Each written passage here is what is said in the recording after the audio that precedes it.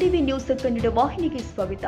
ದಿನಾಂಕ 3/2/2025 ಬೆಳಗಾವಿಯ ಕೇಂದ್ರ ಬಸ್ ನಿಲ್ದಾಣದಲ್ಲಿ ಆರೋಪಿತರು ಬಂಗಾರದ ಆಭರಣವನ್ನ ಕಳ್ಳತನ ಮಾಡಿದ್ದು, ಈ ಬಗ್ಗೆ ಶ್ರೀಮತಿ ರತ್ನ ರಾಜೇಂದ್ರ ರಾಜಮಾನಿ ದೂರು ಸಲ್ಲಿಸಿದ್ರು.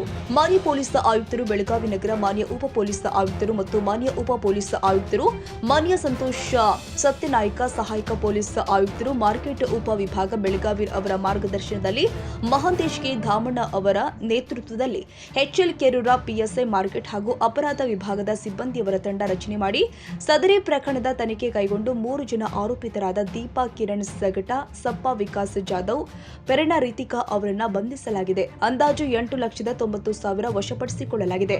ಮಾರ್ಕೆಟ್ ಠಾಣೆಯ ಪೊಲೀಸ್ ಅಧಿಕಾರಿಗಳು ಆದ Mahantesh ಧಾಮಣ್ಣವರ್, PI HL Kerur, PSI ಹಾಗೂ ಪೊಲೀಸ್ ಸಿಬ್ಬಂದಿಗಳು ಆದ ಎಸ್ಪಿ ಸೇರಿ ಮತ್ತಿತರ ಕಾರ್ಯಾಚರಣೆ ಕೈಗೊಂಡಿದ್ರು. ತಾಜಾ ಸುದ್ದಿಗಾಗಿ ಎಂಟಿವಿ ನ್ಯೂಸ್ 24x7ಗೆ ಸಬ್ಸ್ಕ್ರೈಬ್ ಮಾಡಿ ಮತ್ತು ಬೆಲ್ ಐಕಾನ್ ಅನ್ನು ಒತ್ತಿ. ತಪ್ಪದೇ ಲಿಂಕ್ ಶೇರ್ ಮಾಡಿ.